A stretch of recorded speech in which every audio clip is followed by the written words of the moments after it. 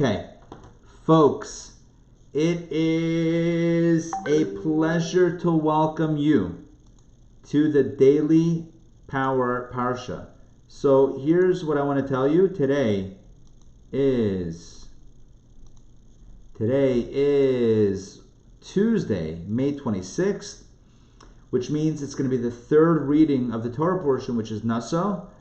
And there is so much to talk about. But first, let me make sure we welcome everybody. Ray, good to see you. I don't think I said hi. So hi. Welcome, welcome. Okay, let's get the Torah reading pulled up. You can see it now, hopefully. Torah reading for Naso, and I'm going to go with the third reading for Tuesday, Sunday, Monday, Tuesday. So the first thing we encounter is the laws regarding ritual purity and impurity, and how those that have ritual impurity of certain types should be sent outside the camp. Keep the camp pure and send out those with impurity, send them outside of the camp, and that's indeed what happens. The truth is, we had that when we had the Torah portion of Tazria Metzora, which talked about the affliction of tzarat, that skin affliction. We talked about the benefits of sending the individual with tzarat outside of the camp, and specifically we spoke about the context of these things being spiritual ailments, which are deriving from spiritual conditions, like for example too much gossip. And we explained that when you send someone out of the camp, not only it's not purely punitive, like it's going to teach them a lesson, go to timeout, but it's more of, look, if you're sowing hatred or divisiveness in the community by too much gossiping, so let's send you out to a place where you can't gossip, at least for the short term, and that hopefully will drive home the message of how negative gossip is. Okay, that's all that. I want to really jump into this next piece of it, which is very interesting. God speaks to Moses and he says, "Tell the children of Israel, when a man or a woman commits any of the sins against man to act treacherously against God, and that person is found guilty, they shall confess the sin they committed and make restitution for the principal amount of his guilt, add its fifth to it, and give it to the one against whom he was guilty." We're specifically talking about here, at least in the context of kind of the resolution to the problem, which is about paying restitution of the principal amount and adding a fifth to it as a fine. So clearly we're talking about here an act of sin financially. Some sort of financial fraud, or some sort of financial indiscretion or other monetary indiscretion against another human being. So any type of fraud or theft or misappropriation, any sort of financial crime, so to speak, against another person is the subject of these few verses. And what the Torah says is, so what happens? What happens if that's the case? If a person commits a financial indiscretion against someone else, so you obviously need to pay the principal amount. You have to return the amount that was taken inappropriately, and there's a fine, which is one additional fifth. So let's say, for example, the amount we're talking about is $100. So the total payment would be 100 plus a fifth of 100, which is, of course, 20. So the total payment would be $120 for the misappropriation or whatever, the theft of the $100 in this situation. Now, a few things to point out. To point out. In Jewish law, there's a section called Hilchot Teshuvah, the laws of Teshuvah, the laws for repentance or making amends. One of the most important laws regarding Teshuvah that we have is, when it comes to God, speak to God, right? If we did something that is an affront to God, so to speak, so then take it up with God, and that's how that path opens to God. But if we've done something to someone else, you can speak to God from today to tomorrow, that's not going to fix it. Right? If you took someone else's money, You can apologize to God. You can confess to God. You can bang your chest, on Yom Kippur, standing before God. You can do any one of those things a million times. Bottom line is, you're still holding on to that person's cash. Give him back the money. So the first thing we see here is that when it comes to acting against a fellow human being, right? And that's also an act of treachery against God. In other words, God does care about it, but the sin was against another human being. The way to fix it is confession, but primarily it's about the restitution. This becomes a very important topic or a very important piece in the topic of forgiveness. I was listening to a podcast recently on the DC sniper. Do you guys remember that story? About 18 years ago in Washington, D.C., there were snipers that were riding around the Beltway, riding around Washington, Virginia, and Maryland. Washington, D.C., Virginia, Maryland, and were picking people at random. And one shot through the trunk of the car. There was a hole cut out in the trunk of the car. They were assassinating people, doing normal, ordinary things like loading the car from shopping or pumping gas. It was right after 9/11, and it was, the country was in a state of terror for about 3-4 weeks until they caught the individuals. So one thing that struck me in the podcast is it was talking about, victims and survivors and the family of victims, how they relate to the snipers. And there was one person who said, I've forgiven the sniper. There were 2 snipers. One was executed. The other one is still in prison. He was 17 when the crimes happened. The one that's still around. So it struck me that there was a sentiment from a few of the people that were interviewed on this broadcast where they said that they forgive the snipers. Why do they forgive the snipers? Fundamentally because there's no other way. They couldn't go on. They don't want to live with that feeling of that feeling of hate or that feeling of anger. It's treacherous, or it's toxic. It's a better word. It's toxic to live with that negative emotion, with that hate toward the other. So therefore, they've forgiven. Now that's one form of forgiveness, but that's not really the Jewish form of forgiveness. Forgiveness is not really about unburdening the victim. It's really about the perpetrator making amends. It's a different thing. I hope what I'm saying is coming across correctly. Oftentimes you'll hear people say, I've forgiven that person. Again, in this case of the DC sniper, I've forgiven that person or those people because I don't want to hold that negativity. Okay, we can call that forgiveness, but that's not necessarily the Torah's understanding of forgiveness. Forgiveness means that the perpetrator has made amends. So if the perpetrator has taken something, it's about giving it back. So the victim can unilaterally say, I forgive, but without that restitution, the forgiveness is not 100%. Nor, by the way, can one party forgive on behalf of another. So for a family member to say that I've forgiven the murderer on behalf of my loved one, God forbid, right? For that person to say that, again, it means something on some level, but in its fullest form, in its truest sense, it's not exactly what we're talking about, because only the victim can really grant that forgiveness, not someone else. So again, forgiveness or atonement is all about restitution. It's all about making amends, and it's all about the restitution. Without that, there's a critical component missing. You can't turn to God to forgive you. You can't turn to someone else to forgive you. You have to go to the direct party that was harmed. That's the bottom line. So if you took the money from Ruvain, you got to give it back. You can't turn to Shimon and say, do you forgive me? You can't turn to God and say, do you forgive me? Because Shimon and God aren't the party whose money was taken. It was Ruvain. So go back to Ruvain. What happens if Ruvain is dead, is no longer alive? So that's what verse 8 says.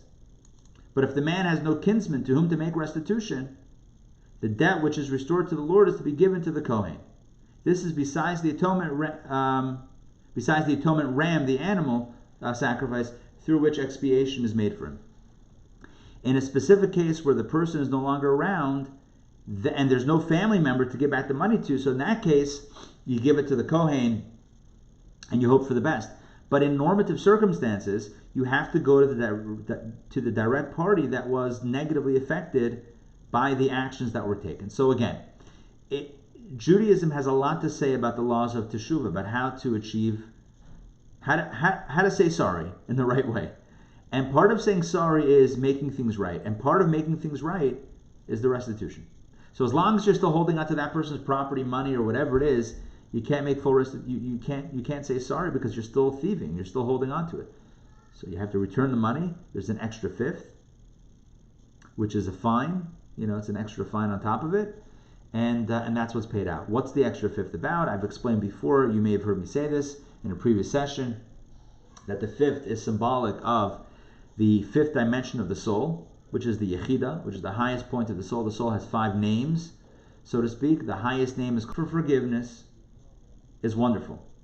To ask God for forgiveness is great. It's necessary.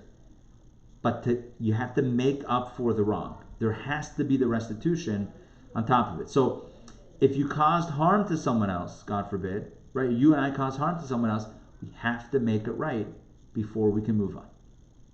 We should not expect someone to forgive us if we're not ready to make those amends. That shouldn't be an expectation. If we're not ready to put our money where our mouth is, so to speak, then there shouldn't be expectations that you need to be the bigger person and forgive me because that's what's right for you or that's what's going to be good for you. That can't be the expectation. Expectation is my responsibility. I did the wrong, I have to make it right. Okay, so that's a little bit about forgiveness and atonement and confession and making amends, all that good stuff. Now, the last point, it's a very short reading, and so we'll keep it short and sweet and to the point. Look at verse number 9 and 10. We're talking about offerings to the Kohen. Specifically in the Hebrew, the word is truma. Truma is the offering, is the gift that the people give to the Kohen. Meiser, which is translated as tithe, that is given to the Levi, to the Levite, but truma is given to the Kohen. Truma is typically the first fruits or the first animals, like the first of whatever it is that you have. Certain categories, those things are given to the Kohen back in the day when there was a temple. So look at verse number 9. Every offering of all the children of Israel's holy things, which is brought to the Kohen, shall be his. Okay, so, right, if you bring the truma, the holy offering, to the Kohen, so, all of that should be his. Everyone's holy things shall belong to him. Whatever a man gives to the Kohen shall be his. 3 times the Torah says the same thing. What you give to the Kohen shall be his. The holy things shall belong to him. Whatever a man gives to the Kohen shall be his. Who's the his? Who are we talking about here? The simple meaning is the Kohen. When you give the offering, it belongs to the Kohen. It's not yours anymore. It belongs to the Kohen. It's his. It's him, belongs to him, and it's his. It's the Kohen's. But there's a deeper understanding, or a non-literal interpretation that says no. Who's the his? Who's the his? It's yours. Look at this. Let's read it again. Every offering of all the children of Israel's holy things, which is brought to the Kohen, shall be his. It still belongs to you, even though you've given it to the Kohen. It's still yours. What does that mean? It means when you do a mitzvah, when you do the mitzvah of, let's modernize it, when you do the mitzvah of tzedakah, of giving and supporting, who gets it? You get it. What does that mean? Yeah, the recipient gets the money that you gave. But the mitzvah is yours. The mitzvah is yours, and the mitzvah is eternal. Money comes and goes, possessions come and go, but mitzvahs are eternal. I know that the diamond people, I think they're De Beers, right? That's the diamond consortium. You know, their tagline for decades was, a diamond is forever. And although that may be true on some level, forever is a long time, I would posit that as forever as diamonds are, a mitzvah is really forever. They once asked Rothschild, how much are you worth? And Rothschild once said a certain amount of money. And the person said, are you kidding me? I know you're worth much more than that. And he said, the number that I gave you is the money that I've given to charity. That's what's truly mine. Everything else, I don't really own. Yeah, I may have it today, but any moment it could be taken away from me. Any moment the market can crash, God forbid, something can happen, and at any moment, the normal could be turned upside down. But there's one thing that I own. There's one thing that's mine that can never be taken away, and that is the good that I've done. The mitzvahs that I've done, the tzedakah that I've given. The charity that I've given is something that is mine that can never be taken away. So, looking at the verse through the lens of that explanation, or that concept, this verse makes sense in a non-literal way. Again, every offering of all the children of Israel's holy things which is brought to the Kohen, that truma offering, shall be his. In other words, it belongs to the Israelites. It belongs to you. It's yours. Even though you gave it to the Kohen, it's yours. It's your mitzvah. Your mitzvah can never be taken away. And again, everyone's holy things shall belong to him. It's yours. Whatever a man gives to the Kohen shall be his, not the Kohen's. It's yours. The Kohen has it, eats it, whatever. The first fruits the Kohen enjoys. But it's yours, it's your mitzvah. I'll give you another interpretation of his. Means that the prerogative of which Kohen to give it to is yours. Right? So whatever man gives to the Kohen shall be his prerogative to which Kohen, right? You open up the phone book, you have a bunch of Kohens listed. Your choice as to which Kohen should get the truma.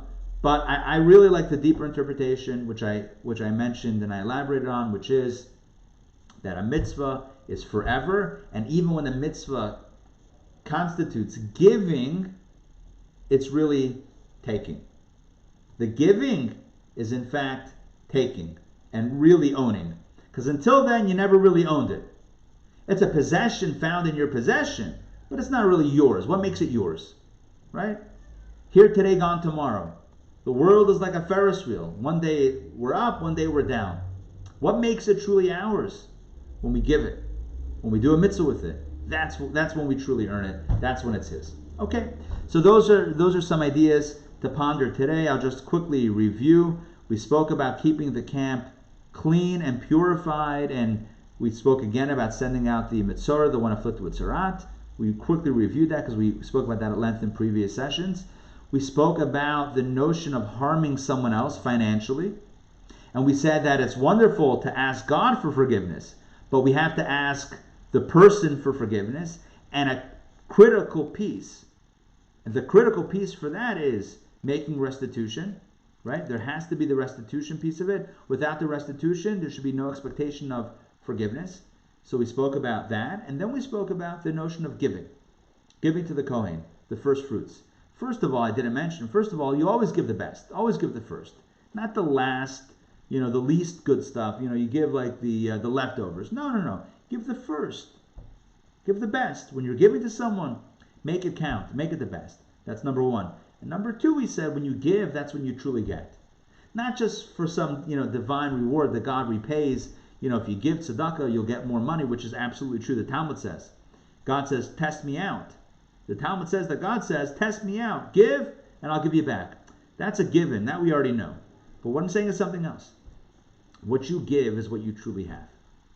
Because everything else, here today, gone tomorrow. You can't take it with you. There's no permanence in any of this stuff. Right? The only permanence is the good that we do. That's what's eternal. The mitzvahs are eternal. And maybe the diamonds also. We'll let the diamonds in on this also. But a mitzvah is eternal. So do a mitzvah and earn it. And gain immortality. And grant that thing, that money, immortality. All right, that's it for today. We had a shorter version of the Daily Power Parsha. Our original intention was 15 minutes. So now we're at 25 minutes. I'm calling it shorter. This is how Jewish time gets a little bit, time bent. But hope you enjoyed it. And I'm going to end my screen share just so that we can all see each other easily. It's good to see you all. Any questions, comments, reflections? What are the rabbis supposed to give a certain amount of your wage to tzedakah? What about something like unemployment insurance? Well, look, it's a very good question. It's an excellent question. In general, Jewish law says that even someone who is the recipient of tzedakah should give tzedakah from what they get as tzedakah. Now that's not even unemployment, which I think is something, I don't think that's called tzedakah, that's something else. But even someone who is, kind of hand to hand, just going around and asking, that person is also obligated to in turn give to someone else. It's a beautiful message. In fact, when you give someone tzedakah, you're supposed to give them a little bit extra that they can in turn give to someone else. So the message is, number one, we should always be givers. Even if we're, primarily in a modality of receiving, we should always have the opportunity, or we should always exercise the mode of giving as well. So we shouldn't be pure, the energy shouldn't purely be flowing inward. It should also be flowing outward when it comes to the financial consideration. So again, point number one is we should always still give.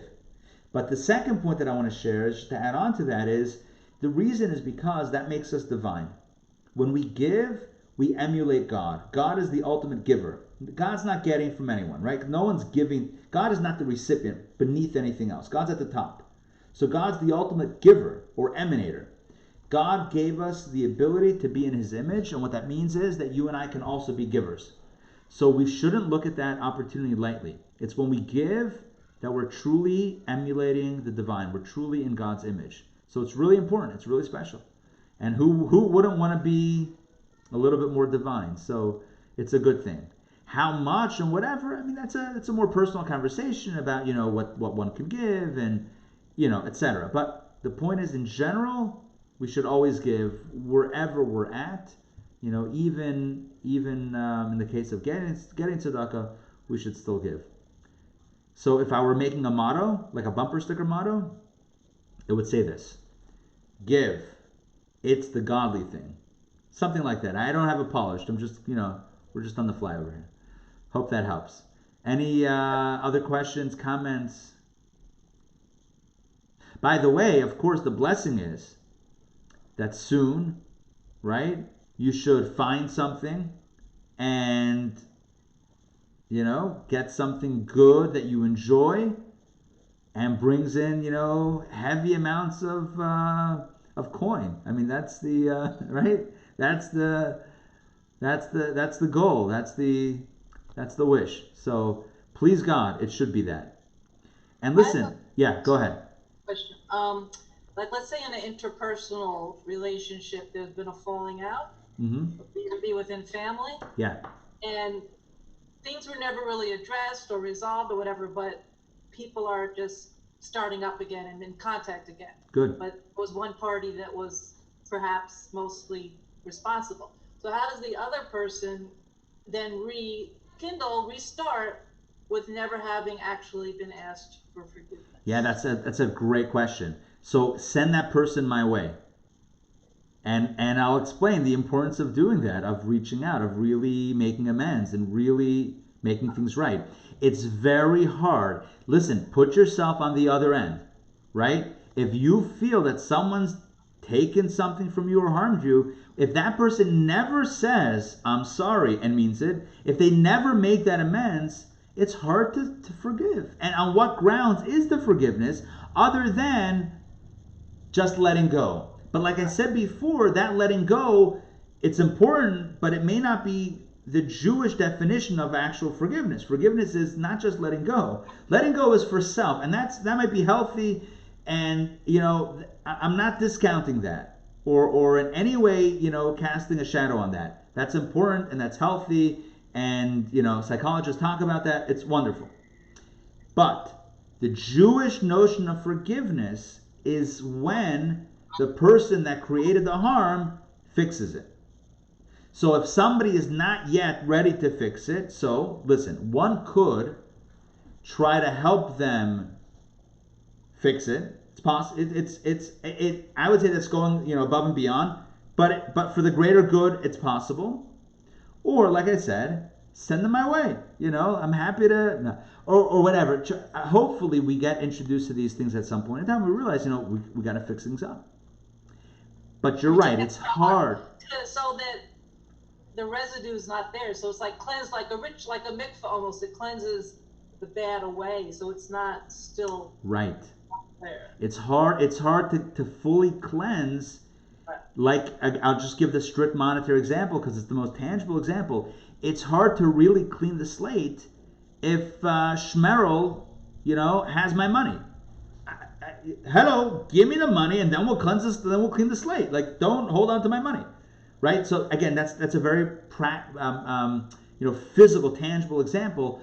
But from there, we can try to work, try to adapt it to emotional, other sorts of damages. I don't want to like blow things up, more, but other sorts of wrongs or harms or whatever that were done in less maybe, monetary ways. The bottom line is, in those cases, there still needs to be some sort of act. And I will tell you, Jewish law is very clear on this. When it comes to emotional stuff, a person has to figure out a way how to make it right. And a person has to figure out a way how to make amends and go back. It says at least 3 times. Well, it says obligation is 3 times to go back and to try to make it right. And if after 3 times the other party is still unwilling to listen or to be open to it, well, then you've still fulfilled your obligation. But you can't not even try once and say, well, you need to forgive me because that's a value that you need to have. I mean, that's not fair. That can't be expected. Now, should a person kind of dig in and hold on to everything as long as that person, knowing the person doesn't yet get it? Again, like I said before, maybe we can try to help them get it, not in a condescending way, not in a way that's going to make it worse. Obviously, there's no point, right? But can a person try to help the person get to a better place? Of course. Imagine if, God forbid, somebody who we love is struggling with a physical thing, but they're maybe too stubborn or whatever to go to the doctor. You would do everything in your power to try to get them that healing. So it's not so different to try to get someone to an a better way, a healthier way of looking at understanding things like responsibility and consequences and all that stuff and forgiveness, right? It's not outside the realm. Are you obligated to do so? I don't know. I don't know that there's an obligation for the one on the other end to, how far, they were, let's just say, they were victimized. Now they have to go out and get the other person to... How much burden do you put? At the same time, we want to live in a more peaceful environment. We want to have shalom in our lives. So it's not a bad thing. It's encouraged if we can. You definitely get a lot of good points. A lot of good points up there. And it's good. At the end of the day, shalom is the greatest blessing because we can hold on to stuff and we could be justified for it, yeah. But at the end of the day, being able to talk to the other person, to see them and not be like all triggered, and be able to hang out even in a not whatever, it's good. It's good. It's good for the world. It's good for us. It's good for the heart. It's good for our physical skeletons. Somebody once wrote, I forget who, if you don't believe in ghosts, you've never been to a family reunion. There's always stuff, right? There's always ghosts from times past, stuff that haunts us from, things said and not said and done or not done. Gewalt, listen, we do our best and we hope. But one thing I wanted to make clear is that you can't just make it right with God because we're dealing with a person here. That's what the Torah tells us. You gotta pay the restitution. You can't just stand on Yom Kippur and say, God, forgive me. That's not good enough. By the way, this also leads, I don't want to go too long now. See, we were a little ahead. Now, just one final point. There is something to be said about, in Jewish law and the Jewish philosophy, giving people the opportunity to make restitution. I'm thinking about, somebody who commits, let's say, I'm not going to mention any names, but let's say a Jewish person who maybe commit like a wide-scale fraud, right? Perhaps. Should that person sit for the rest of their life behind bars? Option A. And it's not, life is not always either or, but another option would be allowing them the opportunity to pay restitution within a supervised fashion, to try to keep on earning to make amends. But to stifle someone from ever being able to pay back, one might question if that's a Jewish approach. I hope what I'm trying to be vague enough, but clear enough. You should know, let me be a little bit more clear. In Jewish law, there's no such thing as prisons. We had a course about criminal justice on this, and from the Jewish perspective. Jail, which is robbing somebody of the opportunity to be productive, is usually not considered to be productive. Especially when it comes to somebody has to make amends, especially to the tune of many millions or more of money. Maybe let them not trying to wipe any, magically, whatever. But wouldn't it be better if for the victim, wouldn't it be better to get money back than to have somebody behind bars? What would you rather have? Would you rather have money back, even some of the money, or knowing that guy's behind bars? We got him. Can we get the money first and then we'll talk about the other stuff? I think on a very practical level, Torah takes a very honest approach. Get the money back and then we'll talk. Anyway, all right. I think you got it. Hope it makes sense. I should have said that first. Hope it makes sense. I think you got it. Whatever. Either way, I wish you a meaningful day. Like I said, we're 3 days now out from the holiday of Shavuot, so it's special days of preparation. Back when they first got the Torah, these are called the 3 days of preparation. So even today, we prepare ourselves spiritually, and we begin again the music and the weddings, whatever, theoretically, social distancing. But we're in a heightened state of joy, getting ready to receive the Torah tonight, 7:30 p.m. live broadcast. Dina Schusterman will be presenting messages from Ruth on emerging with health and with joy from the pandemic. 7:30 tonight, live broadcast. I will also be teaching my Judaism at Home class at 8 p.m. The good thing about Zoom is, especially if you have multiple computers, no problem. This one at 7:30, this one at 8. First of all, it's a half an hour staggered, plus 2 devices, 2 headphones. No big deal, no problem. Multitasking. It's the ultimate 2020 experience, right? Listening to 2 things at once. So, join us tonight, 7:30. Join me tonight at 8. Topic is rest at 8. Topic is Ruth at 7:30. If you need any links, just message me. Happy to share as always. All right. That's it. I think that's it. Great to see everybody. Enjoy. I sent you the link for the song, so at some point, Sandrine, I'm going to ask you for the translation or a general, what's the song about? Making sure that it's... Oh, wait, you're muted. Hold on. I got you now. It's about nature and the beauty of nature. Nice. Yeah. Cool. And Donna, who speaks French. Yeah, Donna, you so in the chat, it's a YouTube French song that's son of Rabbi Sollish, like. My kids, me too. I also like it. My kids are also into it.